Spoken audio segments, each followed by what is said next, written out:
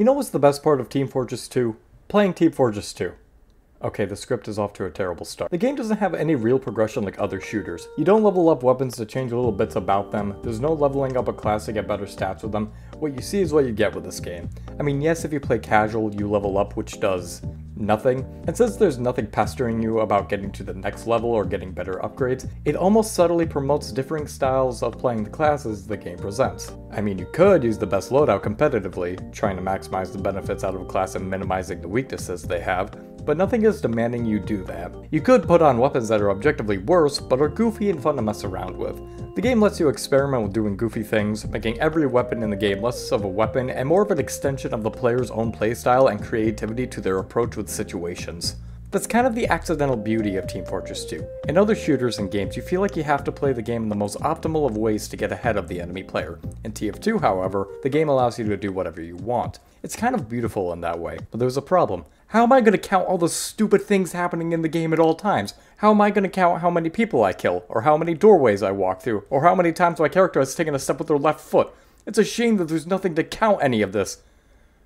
Yo, when did these get added? Stranges! Who doesn't like farming a strange weapon in order to make the funny number go up? A lot of people in this game have stranges of their favorite weapons, and probably a few others from bad unboxing sessions. For those who don't know, strange weapons are weapons that track your kills, but there are others that track different things. Some range from very cheap to stupidly expensive. Everyone in the game likes seeing the numbers rack up on their weapons throughout playing the game. There are hundreds of weapons in TF2, and most of them have their own strange counterparts to go along with them. Now, the weapons in TF2 range from useless to overpowered, just like in every first-person shooter. But here lies the question. What are the worst stranges in TF2? Well, before we answer a question like that, let's answer this question first.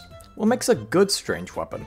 Well, a good strange weapon is a weapon that levels up quick for the kind of weapon that it is. Does the weapon do its job effectively of killing the enemy? If so, then it's a good strange. Now, this doesn't mean weapons that aren't good stranges are bad weapons. For instance, you have the Solemn Vow, which gives the medic access to the enemy's health bar in exchange for a slower swing speed. It's not a bad weapon since it does its job effectively, but you wouldn't see a medic pop it out for attacking people specifically like you would see one running the Uber Saw. Now that that question's answered, what is a bad strange? Well, a bad strange weapon is one that takes forever to level up and can be difficult to use in the situations that the particular item is supposed to thrive in. There are several different types of weapons in the game that can completely change how that item is, so the only way to gauge how difficult a bad strange item is to compare it to a more similar item in that category. If you were to use these items, what other items are you missing out on? Of course, there's no complete right answer for what is the best strange weapon, since how would you compare the viability of two good weapons against each other? For instance, the rocket launchers for Soldier. What makes the black box better than stock for leveling up? While also being a subjective question, I feel like the question, what are the worst stranges in TF2, definitely have a more concrete answer for what gets thrown out there. So what I've done is I played TF2 with what I believe to be the worst strange weapons in the game. I've gone through each of the classes in the game and I decided to see what the worst strange weapons are, learn how to use them, and try to give them a good strange part to pair with them. Now you could use the more conventional weapons and get a lot of kills with them, but it's always more impressive to see an underused weapon have a lot of kills on it, rather than another Hail Zone sniper rifle or scattergun. So let's get ranking. That would be your mother. Then we still have a problem. Spy as a class doesn't have too many bad choices for strange weapons. There are weaker options, yes, but nothing that I would consider an actively terrible choice for a strange weapon. You have all the revolvers, which do a good job of getting damage out there in a pinch if need be. You have the knives, which all have an insta-kill mechanic, so the weapons aren't bad. You just need to learn good placement and movement if you're caught out. What's funny is that the watches also have strange variants with their own unique names as well. But we have one more slot for a spy to choose from, which is the Sapper. The Sapper is a weapon that specifically attacks the enemy engineer's buildings. If you place a sapper on a building, it will deactivate the building while it slowly drains its health. This also has the unique strange naming that the invisible watches have as well, with its own unique goal to get a Hail Zone. The weapon itself is a very easy weapon to use and just counts how many buildings are sapped. It doesn't have to destroy the building, just sap it. The weapon is good for destroying them if you kill the engineer, and it's hard to think of a different way the item could work, but Valve did put in one item for the sapper slot, which is the red tape recorder. The red tape recorder reverses the level on a building from level 3 to 2 to 1, and takes a much longer time to work fully, unlike the sapper. The sapper drains the building's health while the red tape recorder unlevels it. The issue is that the weapon is much slower than the sapper, the red tape recorder taking twice as long to take out an enemy building. That isn't good. Well, yes, the building de-levels, but I need the weapon to destroy the building completely. While the spy can take down the building quicker by stabbing it and shooting the sentry, the red tape recorder nearly demands it, since it takes forever to take down the item fully. The only real benefit that this weapon has over the original sapper is putting it on mini sentries, which nullifies the engineer's ability to just place down another quickly, with how cheap they are. But by the time you put a sapper on it, somebody probably shot at it and destroyed it. The weapon can practically fit into any loadout since there's no real way to play around it, and you're better off using the original sapper. The only strange part you can really put on it is the building's destroyed part. Due to the easy nature of leveling up the sappers, I put this weapon at the bottom of the list since it's not too hard to use. You're just handicapping yourself heavily while using it. It scares me. The Pyro is a jack of all trades, master of none. He is usually found using their entire arsenal heavily in a fight, whether it be for crowd control, mid-range combat, or comboing with their melee weapon. He has a ton of different weapons and playstyles that all allow you to do some fun and crazy stuff with the class. Now, none of the weapons here are awful for leveling up again, and they can all be seen around in the game heavily. Originally, I thought the Fire Axe was going to be the worst strange weapon for the class, but dealing 65 damage on a class that has the ability of Air Blast isn't so bad. It's just that the axe is sort of useless on Pyro, and is usually being swapped out for a more utility approach that is brought on by things like the Power Jack or Back Scratcher. If we're going to find the worst strange on Pyro, we can find something worse than a 65 damage swing. We're going to go with Home Wrecker for this character. Now, the Home Wrecker isn't a bad weapon, it's a good tool for getting sappers off your teammates' buildings, which is kind of unfair to Spy, but that's beside the point. But no one would ever call this weapon bad. The weapon deals the least amount of melee damage on Pyro, with it bearing a 25% damage penalty in exchange for removing sappers and destroying enemy buildings faster. Using it to kill players is a much more difficult task, since Pyro is a short-range class with much better short-range options even outside of his melee slot. However, it's not the worst weapon in the world. It's still not terribly hard to get levels with the weapon, since you still have the ability of Air Blast to control where your enemy is, and secondly, you have the health to tank a few hits while hitting the enemy with a weaker item. If things go south with the item, you could just pull out your other weapons that are effective at melee range as well. The strange part that you can use with it is the Sapper's Destroyed part, since that is the main focus of the weapon. Not a bad weapon by any means, just not the best strange weapon. Yo, what's up? Basically, kind of a big deal. Scout has the most mobility out of any class in the game that doesn't lose anything by being more mobile. You don't lose health or ammo like the other classes, getting the same speed that Scout has. Your scatter guns provide great damage for killing the enemy from close to mid-range, and your secondaries are also good for either finishing off the enemy or being used at mid-range to soften enemies up. So we're going to have to take a look at the melee section to see which weapons here are the worst. Now, the Scout's melee works differently, hitting the enemy faster for only 35 damage. Which isn't the best stats, but that's just his stock melee. There are other weapons that do a variety of different things that either help out with the class utility-wise or do damage to the enemy. Scout isn't known for using his melee weapons often, since he's able to quickly run away from fights and reload if he needs to. But out of all the melee weapons, the worst strange would have to be the Fan of War. The Fan of War marks your enemy for death, making them take mini crits. Only issue is that the weapon deals 75% less damage, which means that you're usually doing 26 damage with the Mark for Death buff. Now, running around and hitting people with your melee isn't the worst since you're playing the fastest class in the game, so my best piece of advice is to legit just run at the enemy with the weapon and hit them until they die. You could soften them up with a scatter gun or side weapon, but getting the kill with the fan is the most important part. Now, using the fan is a bit of a pain, mainly because most of the time, someone else kills the enemy that you're trying to kill with the fan, which isn't the worst thing on earth since that's what the weapon was designed for in the first place. It just sucks hitting a class 10 times only for someone to come in and deal that last tiny bit of damage to the enemy. The only strange part I could think of is the player's hit strange part, because that would rack up points very quickly. And from that day forward, anytime a bunch of animals are together in one place, it's called a zoo!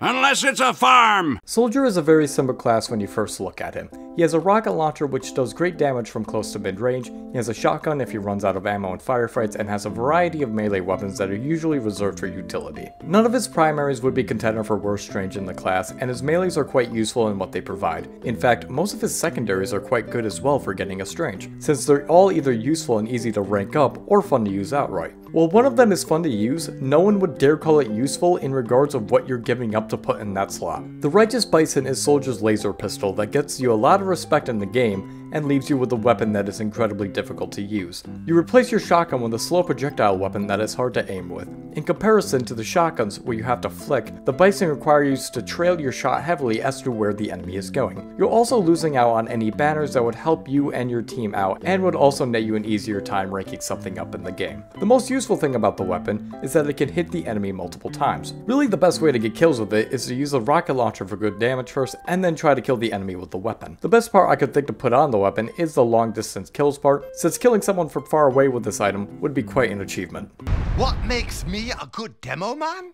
If I were a bad Demoman, I wouldn't be sitting here discussing it with you now, would I? The Demoman is the most versatile class in the game. He has his grenade launcher, which deals a great amount of damage to any class he hits with a direct pipe, and his sticky bomb launcher can be used both as an offensive tool and a defensive tool as well. Having 2 forms of explosive damage means that his melee is his only source of damage that won't also hurt him as well, which is why all stock Demoman is such a good loadout. It doesn't need to be touched to be made better. Now, of course, there are other weapons and items that have their own uses, including a whole different playstyle with a varying amount of swords and shields. But since his first 2 slots don't have anything particularly awful, we're going to have to look at the class's melee slot again. The Caber is not a good weapon by any means, but in regards to the rest of the weapons on this list, it's my favorite. You replace your bottle with another form of explosive damage that hurts you, but in turn does a massive amount of damage to the enemy. Sometimes. Sometimes you use the weapon and you can one-shot light classes with it, while other times you hit the class and they don't die at all. The weapon takes a longer amount of time to deploy, which removes the reliability factor of the stock bottle, but the reason I love it so much is because smacking an enemy with a weapon that is meant to be thrown is always fun. I would just use the weapon in a stock loadout, since removing your sticky bomb launcher for a shield to pair with it is more of a challenge than anything. The first 2 weapons still have a good amount of damage output, that having a worse weapon in your melee slot means it's not so bad to use it. The best strange part that I would use on it is Player's Gift, since exploding a class that is right in front of you is always a fun time. I am heavy weapons guy. Who touched my gun? The Heavy is one of the simplest classes in the game. You have several miniguns which all dish out a great amount of damage, and while your stock secondary is a shotgun, the lunchbox items are more commonly used in the game, which helps you and your teammates. Being able to scare off any class away from your position is always fun, and blasting away enemies with a minigun is addicting, especially if you get good with your positioning and movement. His melee, like a lot of the classes in the game, usually gets reserved for utility, and since you deal a great ton of damage up close with the minigun, it's not a surprise you don't see the weapon out that often. Though the worst range for the Heavy would have to go to the Eviction Notice. The Heavy again is not a class that uses his melee weapon for dishing out damage, even in instances where it heavily benefits the Heavy to do so. You have a pair of spiked brass knuckles that have a 60% damage penalty, and that doesn't make sense because they're spiked brass knuckles. Even if you hit someone lightly, it's still gonna hurt a ton. The weapon attacks 40% faster, but since the damage penalty is so high, you'll never actually kill someone in a reasonable amount of time. But forgetting about those 2 factors of the weapon, the biggest fault with it is the maximum health drain. This was a stat that got carried over from the Gloves of Running Urgently, where your max health is drained slowly over time. Never mind the fact the weapon is very hard to get kills with, but using the weapon hurts you more over time than the enemy does. The Eviction Notice is a horrible weapon, and using it in any loadout is a pain. The only real strange part that I would add is Player's Hit. Since the weapon attacks at such a fast speed, gaining as many Player's Hit with the item isn't the worst stat to track with it. Anyway, that's how I lost my medical license. The sound of progress, my friend. The Medic is the only healer in the entire game. He's a high value target just by nature. People want to kill him first so the rest of the team doesn't get overheal or any Uber while out on the battlefield. Medic has 2 ways of dealing damage, which is his needle guns and melee weapons. His miniguns are all good at getting ranks up since that's the main function of the class. None of his primary weapons are bad per se, it's just that Medic isn't known for dishing out damage at a quick rate. So that leaves his melee options, which in this case are reserved for either healing his team or damaging the enemy. While I wouldn't consider any of the Medic's melees good for farming strange kills, the one that sticks out the most is the stock bone saw. This is the one stock weapon on the entire list, since it doesn't have any upside to using it like the other weapons Medic uses. I was going to put the Vitasaw on this spot, but since the weapon doesn't have any strange variant, I'll have to give it to the stock weapon. You don't get the team healing that the Amputator provides, and you don't get any Uber on hit like the Uber Saw provides.